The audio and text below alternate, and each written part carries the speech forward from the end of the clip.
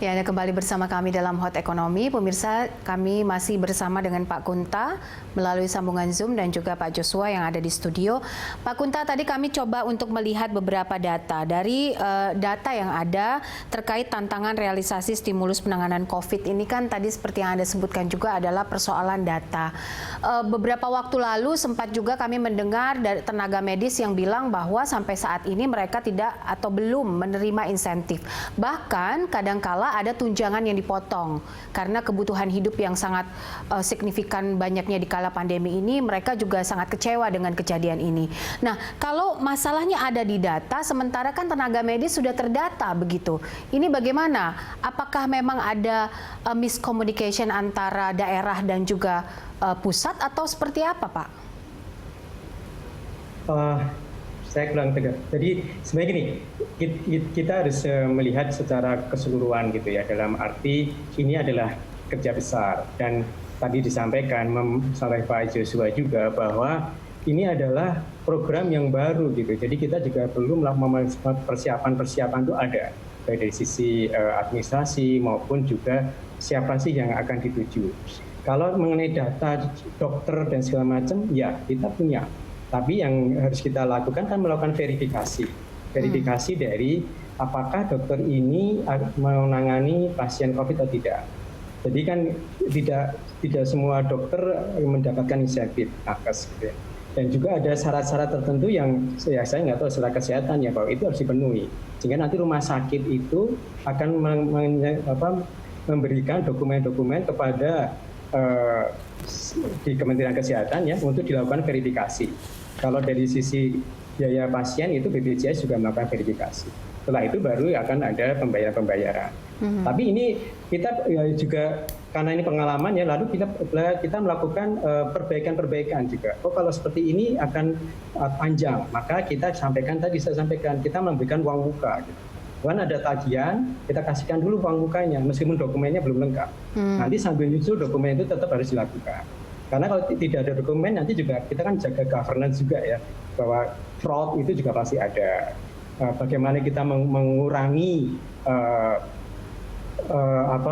inefisiensi dan segala macamnya itu tadi. Sehingga dengan pengalaman ini maka kita monitor itu supaya kita tahu sebenarnya kendalanya di mana. Apakah ini terlalu rigid atau karena memang dokumen itu memang agak susah dipenuhi gitu. Sehingga kita melakukan perbaikan. Harapannya tadi dengan adanya kita monitor, kita lakukan evaluasi, kita bisa tahu kendalanya apa, kita bisa lakukan perbaikan sehingga semakin lama akan semakin baik penyerapannya nanti. Dan juga harapannya tadi insentif maupun nanti biaya rumah sakit ataupun nanti bansos atau ya termasuk nanti subsidi bunga itu semua bisa berjalan dengan lebih baik.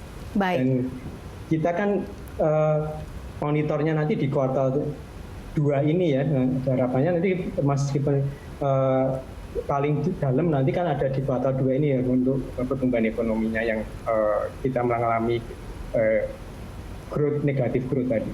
Sehingga harapannya nanti kalau ini di kuartal 2 kita sudah bisa memberikan yang insentif dan stimulus yang memang sudah bisa jalankan, nanti ketiganya kita akan bisa lebih baik lagi. Baik, oke.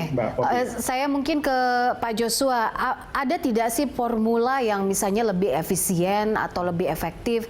Karena kan ini pandemi sudah 3 bulan lebih, sementara tenaga medis juga teriak begitu, dan tidak hanya tenaga medis saja, itu dari sisi kesehatan. Belum lagi sisi yang sektor lainnya, misalnya korporasi yang saat ini masih serapannya masih 0% misalnya, atau sektor yang grassroots misalnya seperti UMKM yang memang sudah teriak sekali di tengah pandemi ini.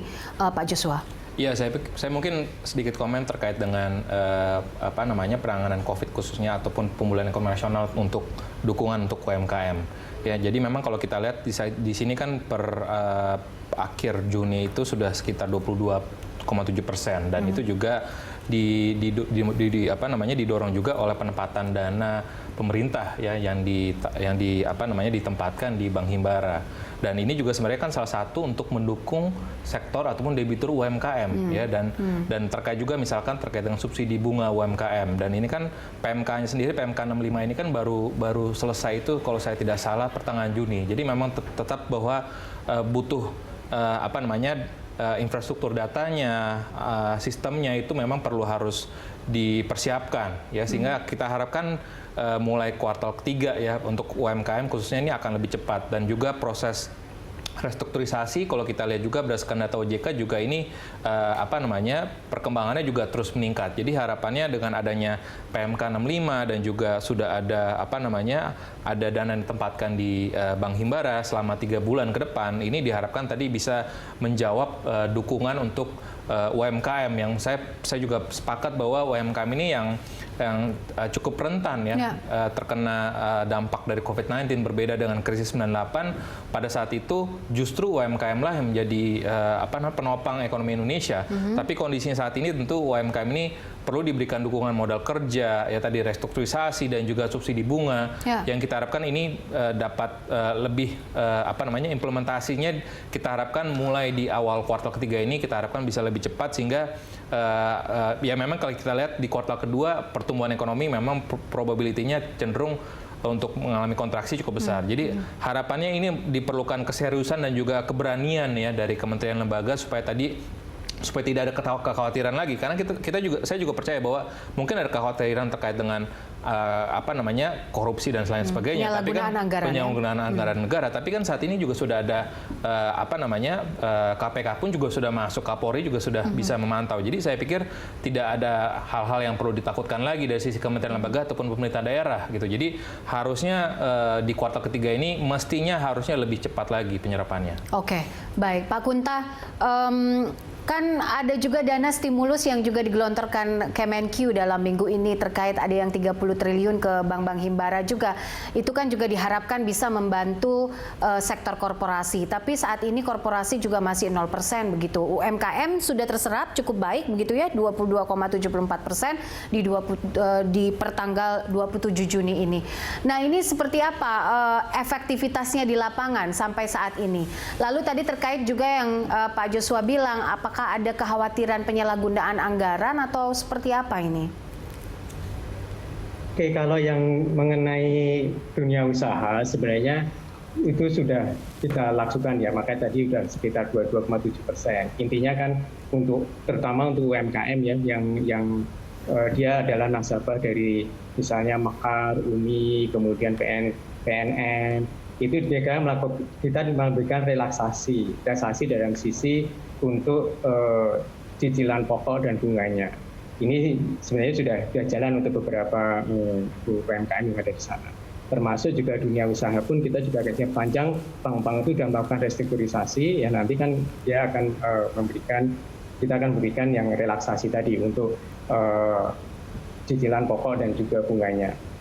Seperti yang disampaikan tadi, semuanya sudah jalan, artinya regulasi dan ininya sudah kita lakukan, termasuk sebenarnya Perpres 52 pun sudah direvisi, sekarang sudah ada Perpres 72 tahun 2020 yang lebih melihat clear apa sih yang sebenarnya harus dilakukan, termasuk pelebaran defisit yang menuju ke 6%. Jadi sebenarnya dengan adanya arahan Presiden ini sebenarnya ini lebih kepada kita memecut kita gitu, dalam arti koordinasi sudah terjadi antara kementerian lembaga tadi.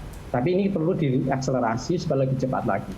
Sehingga harapannya tadi di kuartal 2 kita akan jadi lebih baik dan juga untuk bisa mendorong ekonomi lagi gitu. Meskipun ada kontraksi, tapi kontraksinya tidak terlalu besar. Sehingga harapannya Q3 dan Q4 kita akan jadi lebih baik, kuartal 3 dan kuartal 4. Kemudian kalau mengenai penegakan hukum gitu ya. Tadi sudah disampaikan oleh Pak Joshua juga, sebenarnya kita juga sudah koordinasi untuk melihat bahwa kepada baik dari kepolisian maupun dan BPK dan KPK untuk sama-sama melihat gitu, seperti apa sih kondisi saat ini, kemudian apa yang harus kita lakukan, dan juga istilahnya kayak asistensi gitu ya, asistensi, dan juga lebih kepada menunjukkan bahwa ini ada kemungkinan atau mitigasi kemungkinan kalau ada terjadi sesuatu. Dan dengan kondisi tadi kita bisa langsung membuat suatu kebijakan ataupun terobosan supaya itu tidak terjadi gitu. Sehingga menurut kami kekhawatiran itu mungkin ada sedikit, tapi sebagian besar sudah kita bisa sampaikan bahwa kita tidak perlu khawatir untuk itu gitu. Yang penting kita menjaga bahwa apa yang kita lakukan itu memang benar-benar untuk masyarakat, benar-benar untuk mendorong ini tadi, perekonomian tadi. Tidak ada keinginan yang di luar itu. Kalau ada persoalan ya kita selesaikan apa masalahnya dan kita bisa selesaikan mitigasi tadi. Itulah yang kami sampaikan kenapa saat ini untuk yang krisis saat ini atau dampak COVID-19 ini ya, kita membuat suatu monet. Jadi ada semacam kayak end-to-end proses gitu. Kita punya perencanaan, kita anggarkan, kemudian kita pantau implementasinya, pelaksanaannya seperti apa. Kemudian monetnya ini untuk melihat apakah ada kendala dan juga ada persoalan di lapangan. Dan juga kekhawatiran tadi. Sehingga dengan kondisi tadi, menurut saya, bagaimana pemerintah menghandle persoalan yang ada di krisis saat ini dibanding yang dulu, itu menurut saya jauh lebih siap. Karena mungkin pengalaman itu ada. Dengan kondisi tadi, dan juga arahan Presiden, ini membuat kita lebih koordinasi sinergi antara kementerian lembaga, dan juga bagaimana tidak hanya kementerian lembaga sebenarnya, dengan Pemda pun juga kita merayakan untuk koordinasi tadi, sehingga keinginan untuk memberikan atau menyuntik atau stimulus perekonomian ini benar-benar bisa dirasakan di masyarakat dan juga perekonomian secara keseluruhan. Baik. Itu Mbak Popi. Oke, baik. Tadi masih ada yang belum terjawab sebenarnya soal penyerapan korporasi yang kemarin juga kami sempat ngobrol dengan para pelaku usaha soal ini. Bagaimana akhirnya pemerintah terus mendukung dan penyerapannya juga bisa sampai ke korporasi. Tapi dijawabnya nanti oleh Pak Kunta dan juga Pak Joshua sesaat lagi, tetaplah bersama kami.